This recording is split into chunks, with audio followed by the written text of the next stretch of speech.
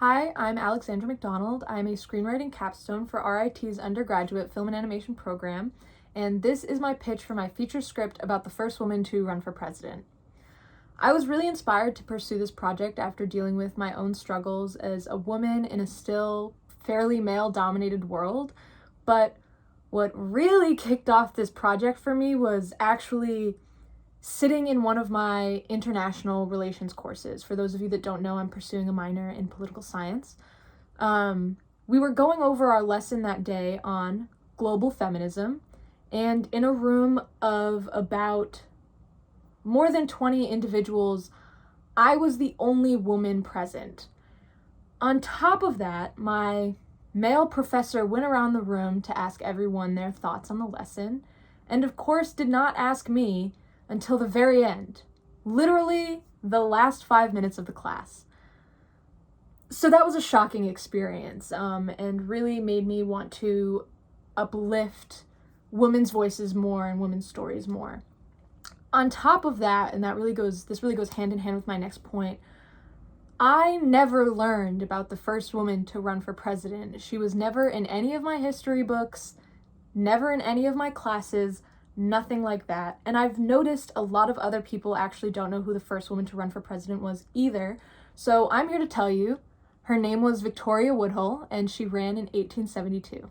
So our story starts when Victoria is still a child. At the age of 13, her and her younger sister, Tennessee, who is 6, are being abused and exploited by their father, Buck, for their clairvoyant abilities as spiritual healers and mediums. It's this ability of Victoria's that allows her to make contact with the ancient Greek orator Demosthenes, who is the first to warn her that she needs to get out of the situation she's currently in and that she's really destined for bigger, better things. This situation that he's referencing has to do with Victoria being a very independent young woman from a large, rambunctious family that's very much frowned upon by the public. She doesn't get along with either of her parents. Obviously, her father is abusive, and her mother, Roxana, holds very traditional values about a woman's place in the world, so they don't get along either. She keeps Victoria home from school to perform more womanly tasks, such as keeping house and raising children, and believes a woman's only real job in life is to marry and have children.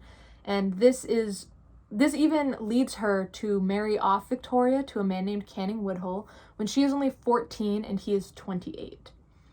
After the marriage, however, Victoria is very quick to discover that Canning is a cheater and an alcoholic, and even discovers he's been lying to her and her family about his status as a doctor, because he nearly kills both of Victoria's children during childbirth. He's drunk both times.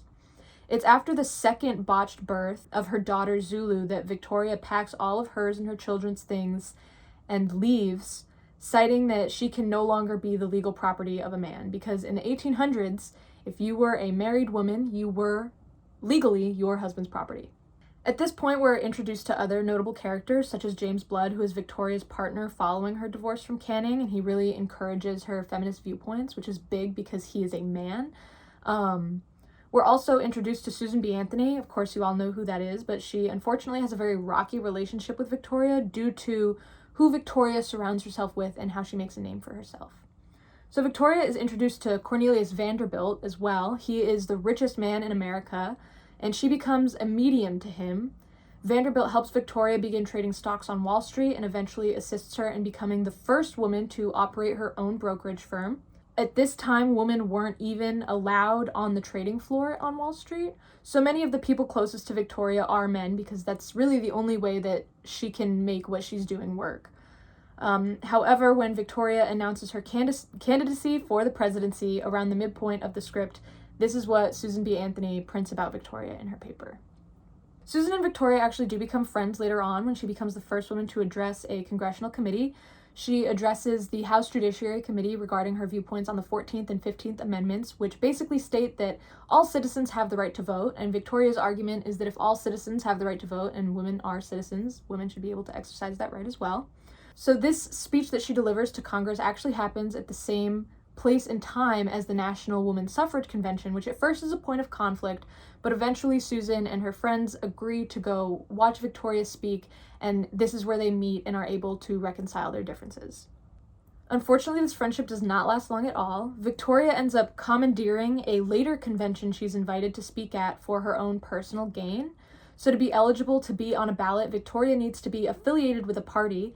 So she essentially deems the convention an establishment of the new Equal Rights Party and immediately votes herself as a candidate so that she's eligible for the ballot. This causes her relationship with Susan to really begin to deteriorate because Susan now believes Victoria doesn't really care much for women's suffrage as a whole and cares more about getting herself to the presidency.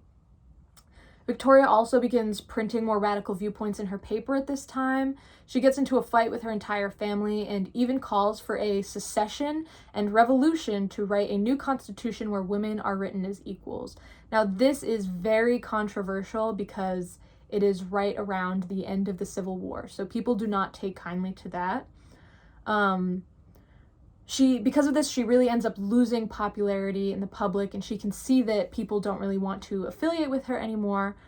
So the final straw for Victoria's relationship with Susan and the other activists comes when she takes rumors and information that Susan and others have trusted with her and prints them in her paper as kind of a last-ditch attempt to put the attention back on her before the election. So the papers fly off the shelves. Victoria thinks this is going to be an amazing success, but it comes back very quickly to bite Victoria in the behind because the material that she prints is deemed as obscene and it was sent through the mail. So she is arrested and ends up having to spend election night in jail in New York City, whereas Susan B. Anthony uses Victoria's congressional speech to cast her vote in Rochester. So her presidential dreams now crushed. Victoria has to spend the third act of the script trying to mend the relationships between her family and her friends that she has ruined just simply due to her own actions and trying to gain that attention. I am currently at the filming of this pitch, still in the writing process. I'm trying to wrap up the third act of my script, but I do plan to shoot a short proof of concept next semester. And I'm very excited about it because I plan to shoot with an all-woman, non-binary crew because I really just want to showcase what we bring to the table in this industry. And I can't wait for you all to see it at next semester's screenings.